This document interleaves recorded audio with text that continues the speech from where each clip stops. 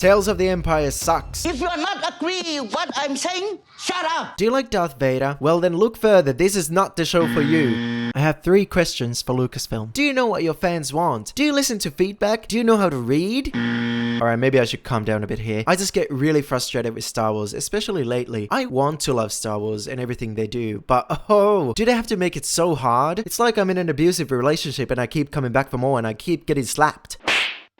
But I like the Tales of the Empire. What's wrong with you? Shut up and screw you for liking it. Nah, I'm just kidding. I'm glad if you liked it, but I just personally want it more. And I'll tell you why I didn't like Tales of the Empire. And it's because of the characters they chose to show us and the boring episodes. Boring! But first, let's look at a couple of things I did like about the show. The animation is really beautiful and nice to look at. Just look at that beautiful sand going through Elspeth's fingers. How pretty is that? The voice actors are doing a phenomenal job, and that Grievous scene in the beginning was amazing, because I just love Grievous. That was impressive. The animation together with the great music, sure, it's all nice and cinematic and pretty to look at all throughout the episodes, so on that technical aspect, there's nothing wrong with the show. But that should be obvious! With the production resources and Disney money, we shouldn't be expecting anything less. And, to be fair, the quality of the animation should be lower on the priority list than the story. Take, for example, that one Yoda episode from the early days of Clone Wars. The animation was pretty bad, but I still prefer it to the episodes of Tales of the Empire, because in that particular episode, the story and action was just better and more fun. So in my humble opinion, the quality of the animation doesn't matter as much as the quality of the storyline and characters involved in it. And if you're not agree with me, then shut up! So what's wrong with the story? Well, did we really need to dive this deep into the story of Morgan Elsbeth's character when we already know where she ends up? And to me, she wasn't that interesting of a character to have 3 prequel episodes of how she became a magistrate and then in charge of a village. I think the first or second episode was okay, but I definitely think the third one was very unnecessary. Thrawn's voice actor does an excellent job in the second episode as always, and by the way, for some reason I prefer him as the voice actor rather than the live action version in Ahsoka. But anyway, him showing up was cool and him testing Elspeth's worthiness was alright, but we could have had this all in one episode and focus on something far more interesting. I was curious to witness a display of your particular skills. Okay, so here's a thing I want to say to Disney and Lucasfilm. Don't put Darth Vader in the trailer if you're not gonna do anything with him! Well, we basically... Oh yeah, let's just put Vader in the trailer and all he does is walk down the aisle and sit on the throne. You can't tease us with Vader in your trailer and then not pay it off in any way. Do you realize how many fans will get angry? Yeah, let's make an animated show about the Empire. Ah yes, we could make an episode about Vader and Sidious. No one's gonna want to see that. You know what people want when we make a show about the Empire in Star Wars? It's Baris and Morgan Elsbeth, of course.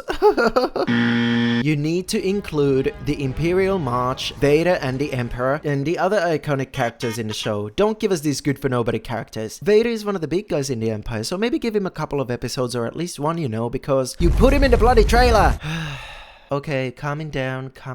To be honest, I was excited to see Baris Offee's storyline, but I'm sorry, they failed to make it a tale of the Empire. Her story arc should have been in the Tales of the Jedi, because, spoiler alert, that's what she is. I really believe her interests should have been more sinister, and that would have made a more interesting story than her becoming a goody-two-shoes Jedi again. I wish they would have gone more into why the Empire's structure in the galaxy was better compared to the Republic that was failing according to the idealists in the Empire, which would have made Baris think that it was good until she realized that the Empire goes too far, but not in the obvious and quick way they did in the show. In this one, they just sort of told her that you will be an Inquisitor or die, and she just goes along with it. I suppose you could argue that because Baris was against the Republic that was failing, it makes sense for her to be on the side of the Jedi, because the previous Republic was turning into the current Empire, which she was against in the first place. But then don't make this a tale of the Empire. Well, we basically...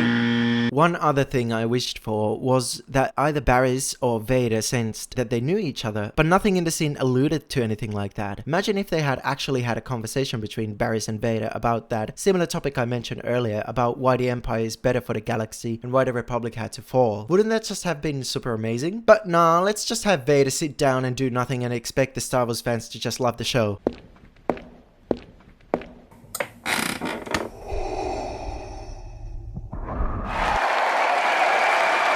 I'll give them this though, the first Baris episode was my favorite, the one where the Empire recruited her to join the Inquisitors. I loved how brutal their fight to the death was, and that was my favorite fight scene in the 6 episodes, so that was really good. So good. And in the last episode, it was pretty cool how she learned to be as good as the Grand Inquisitor in her old age. Although her being a shaman healer in the middle of a snowstorm was a bit random, and her death was just weird. She literally walks in the cave after doing some weird mind tricks and gets stabbed by the lightsaber. I thought she was in control of the situation. Why did she go and literally walk herself into the blade? Are you dumb? Do better, Lucasfilm and Disney. Like and subscribe for more. Bye bye now. Just look at that beautiful sand going through Elspeth's fingers. How pretty is that? Just look at that beautiful sand going through Elspeth's fingers. Just look at that beautiful sand. Look at that beautiful sand. Look at that beautiful sand.